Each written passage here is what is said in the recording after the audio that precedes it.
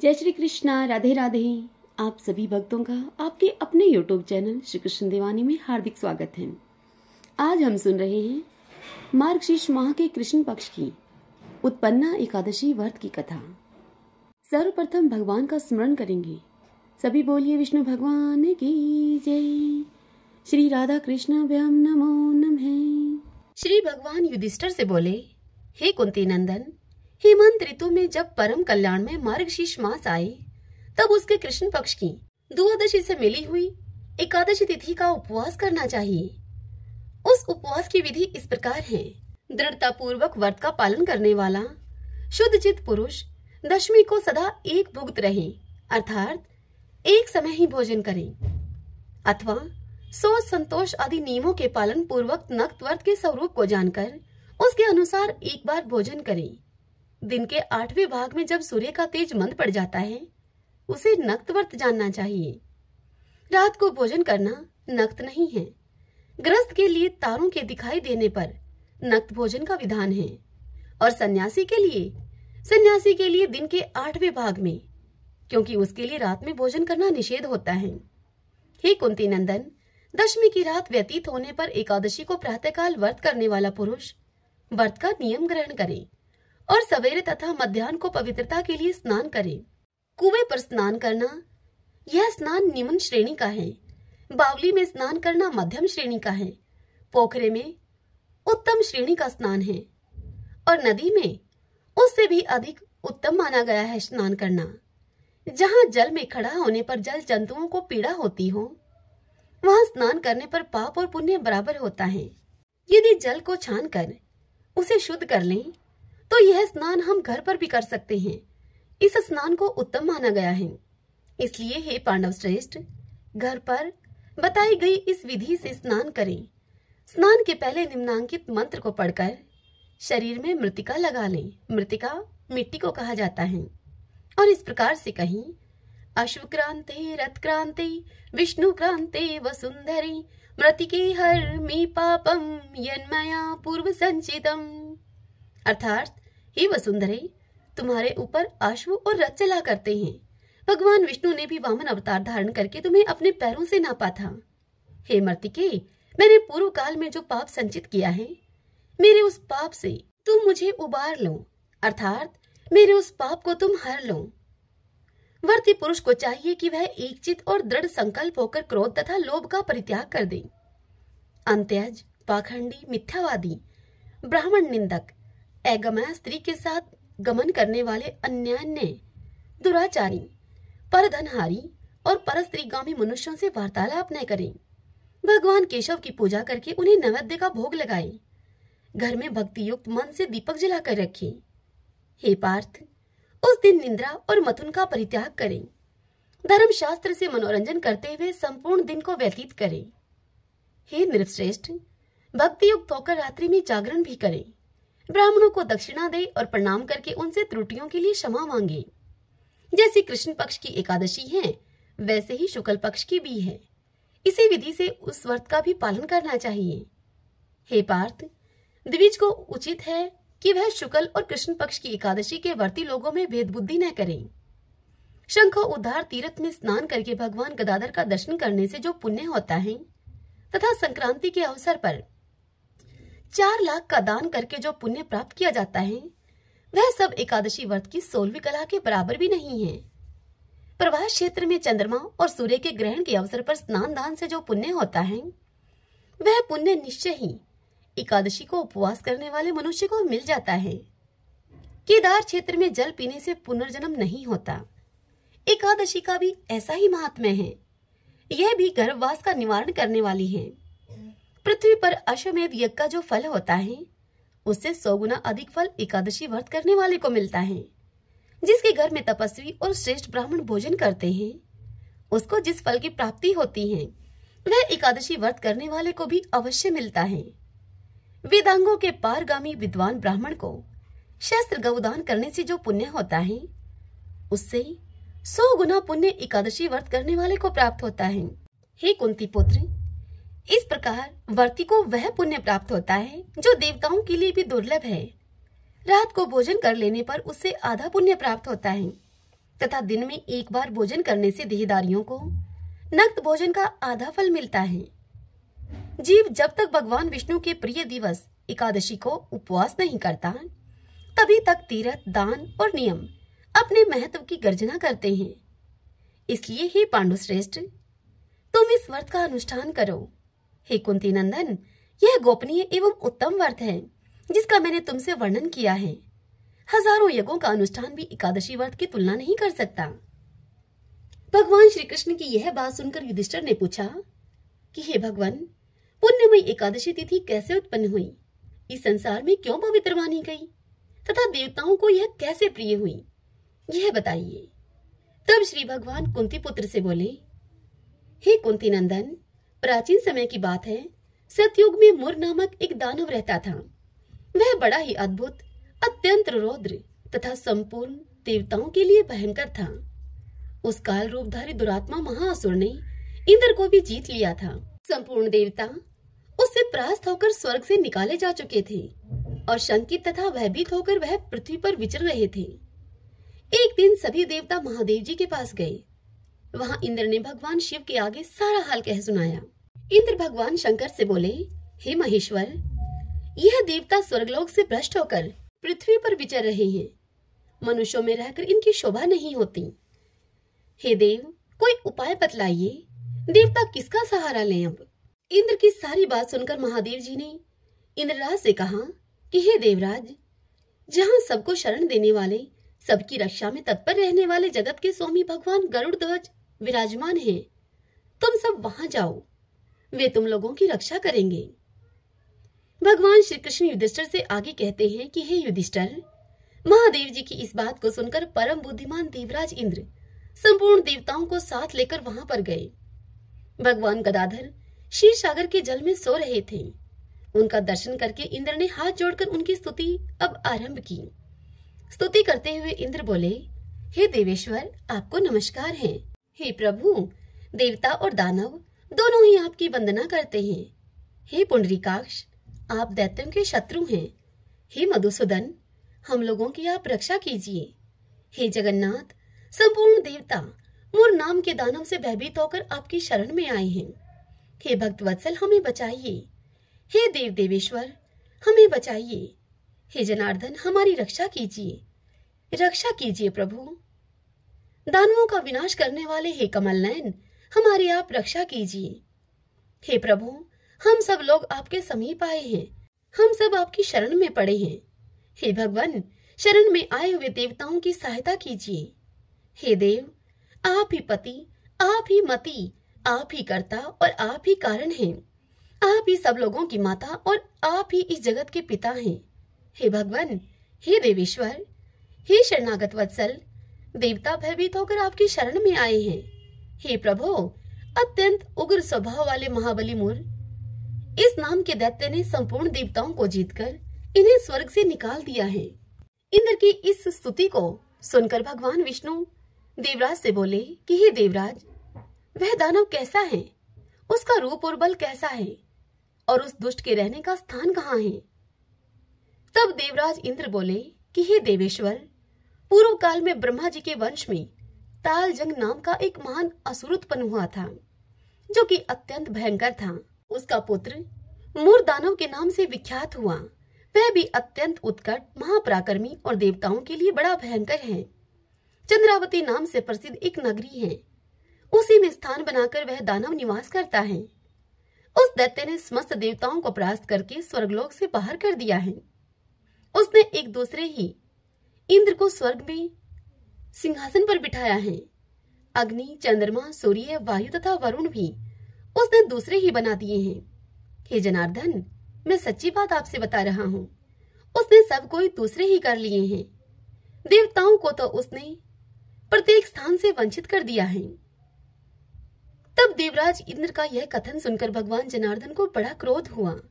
वे देवताओं को साथ में लेकर चंद्रावतीपुरी में गए। देवताओं ने देखा कि दैत्यराज बारंबार गर्जना कर रहा है। उससे परास्त होकर संपूर्ण देवता दसों दिशाओं में भाग गए। अब वह दानव भगवान विष्णु को देखकर उनसे बोला, खड़ा रहे, खड़ा रहे। उसकी ललकार को सुनकर भगवान के नेत्र अब क्रोध से लाल हो गए। वे बोले, अरे दुराचारी दानव, मेरी इन भुजाओं को देख तू। यह कहकर विष्णु भगवान ने अपने दिव्य बाणों के सामने आए हुए दुष्ट दानवों को मारना अब आरंभ किया। दानव भगवान विष्णु के भय से विवल हो उठे। हे पांडुनंदन, तत्पश्चात श्री विष्णु ने दैत्य सेना पर चक्र का प्रहार किया। उससे छिन्न भिन्न होकर सैकड़ों योद्धा मौत के मुख में चले गए। इसके बाद भगवान मधुसूदन बद्रिका आश्रम को चले गए। वहां सिंहावती नाम की गुफा थी जो कि 12 योजन लंबी थी। हे पांडुनंदन, उस गुफा में एक ही दरवाजा था। भगवान विष्णु उसी में सो रहे। दानव मूर भगवान को मार डालने के उद्योग में लगा हुआ था। वह उनके पीछे लगा रहा। वहां पहुंचकर उसने भी उसी गुफा में प्रवेश किया। वहां भगवान को सोता हुआ देखकर उसे बड़ा ही हर्ष हुआ। वह दानव सोचने लगा कि यह दानवों को भय देने वाला देवता है, अतः निसंदेह इसे मैं मार डालूंगा। आगे श्री कृष्ण भगवान युधिष्ठिर को यह कथा सुनाते हुए कहते हैं कि हे युधिष्ठिर, दानव के इस प्रकार विचार करते ही भगवान विष्णु के शरीर से एक कन्या प्रकट हुई जो कि बड़ी ही रूपवती, सौभाग्यशालिनी तथा दिव्य अस्त्र शस्त्रों से युक्त थी। वह भगवान के तेज के अंश से उत्पन्न हुई थी। उसका बल और पराक्रम महान था। हे युधिष्ठिर, दानवराज मूर ने उस कन्या को देखा। कन्या ने युद्ध का विचार करके दानव के साथ युद्ध के लिए याचना की। अब उन दोनों में, उस कन्या में और उस दानवराज मूर में युद्ध छिड़ गया। कन्या सब प्रकार की युद्ध कला में निपुण थी। वह मूर नाम का महान असुर उस कन्या के हुंकार मात्र से राख का ढेर हो गया। उस दानवराज मूर के मारे जाने पर भगवान अब जाग उठे। उन्होंने दानव को धरती पर पड़ा हुआ देखकर उस कन्या से पूछा कि मेरा यह शत्रु अत्यंत उग्र और भयंकर था, किसने इसका वध किया है? यह सुनकर वह कन्या बोली कि हे स्वामिन, आपके ही प्रसाद से मैंने इस महादैत्य का वध किया है। तब श्री भगवान ने उस कन्या से कहा कि हे कल्याणी, तुम्हारे इस कर्म से तीनों लोकों के मुनि और देवता आनंदित हुए हैं। अतः तुम्हारे मन में जैसी रुचि हो उसके अनुसार मुझसे कोई वर मांग लो। देव दुर्लभ होने पर भी वह वर मैं तुम्हें दूंगा अवश्य, इसमें तनिक भी संदेह नहीं है।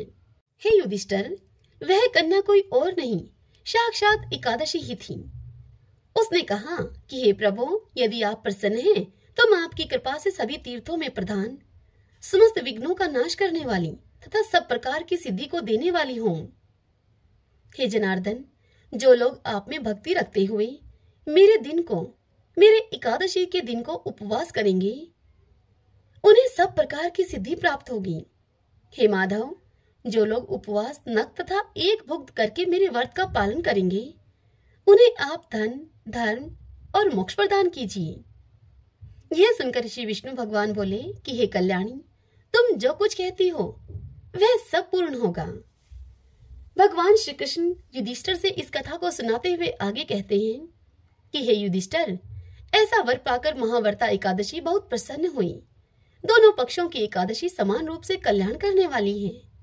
इसमें शुक्ल या कृष्ण का भेद नहीं करना चाहिए। यदि उदय काल में थोड़ी सी एकादशी, मध्य में पूरी द्वादशी और अंत में किंचित त्रयोदशी हो तो वह त्रिस्पर्शा एकादशी कहलाती है। वह भगवान को बहुत ही प्रिय है। यदि एक त्रिस्पर्शा एकादशी को उपवास कर लिया जाए तो 1 सहस्त्र एकादशी व्रतों का फल प्राप्त होता है तथा इसी प्रकार द्वादशी में पारण करने पर सहस्त्र गुना फल माना गया है। अष्टमी, एकादशी, षष्ठी, तृतीया और चतुर्दशी ये यदि पूर्व तिथि से विद्ध हो तो उनमें व्रत नहीं करना चाहिए। परवर्तनी तिथि से युक्त होने पर ही इनमें उपवास का विधान है। पहले दिन में और रात में भी एकादशी हो तथा दूसरे दिन केवल प्रातःकाल एक दंड एकादशी रहे तो पहली तिथि का परित्याग करके दूसरे दिन की द्वादशी युक्त एकादशी को ही उपवास करना चाहिए।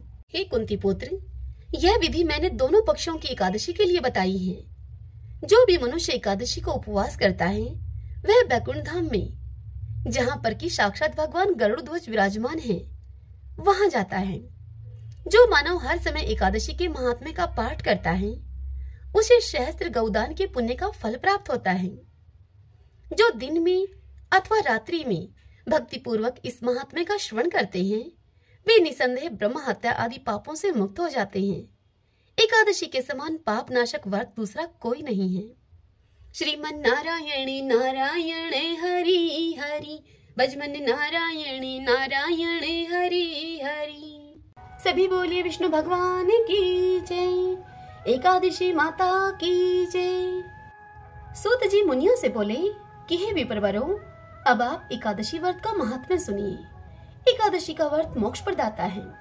एकादशी चाहे शुक्ल पक्ष की हो या फिर कृष्ण पक्ष की, उस दिन अन्न नहीं खाना चाहिए। जो एकादशी को अन्न खाता है वह अपना जीवन नष्ट करता है।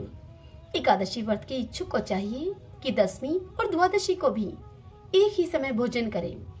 एकादशी व्रत का महात्म्य जानने की इच्छा एक बार राजा पृथु ने नारद जी से प्रकट की।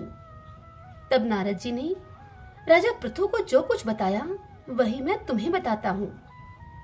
नारद जी राजा पृथु से बोले कि हे राजन, गंगा के समान कोई तीर्थ नहीं, माता के समान कोई गुरु नहीं, विष्णु के समान कोई देव नहीं, और अन्न न खाने के समान कोई तपस्या नहीं। शांति के समान संसार में कोई सुख नहीं, सत्य के समान कोई ज्योति नहीं, और कार्तिक के समान मास नहीं है। ज्ञान से बड़ा कोई लाभ नहीं, और एकादशी के समान दूसरा अन्य कोई व्रत नहीं।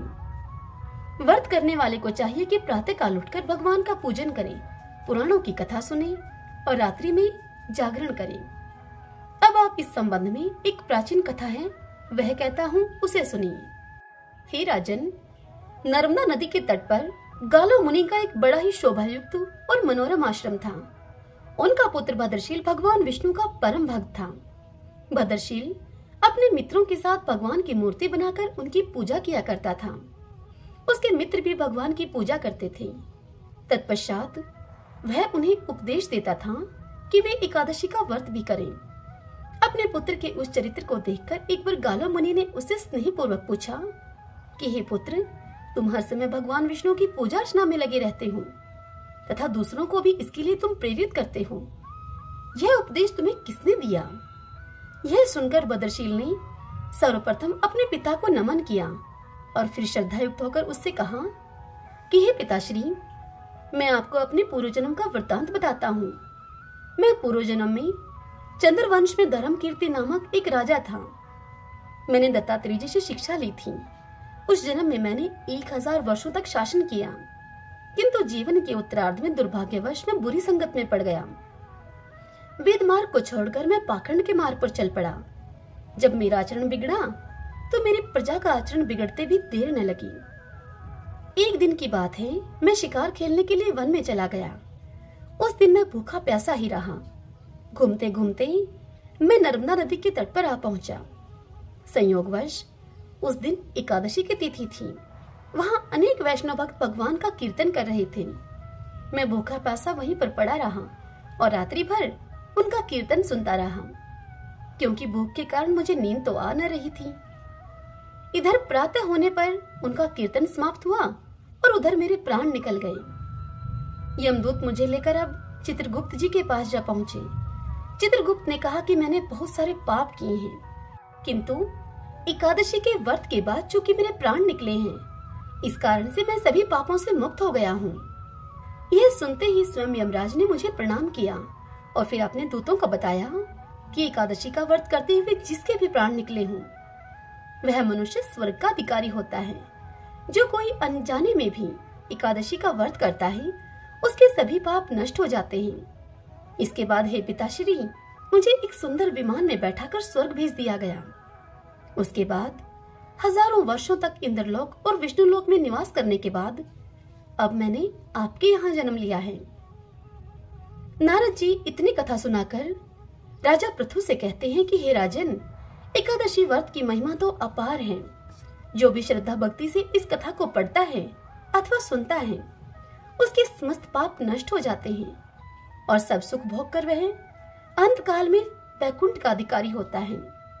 श्रीमन नारायण नारायण नारायण, श्रीमन नारायण नारायण नारायण।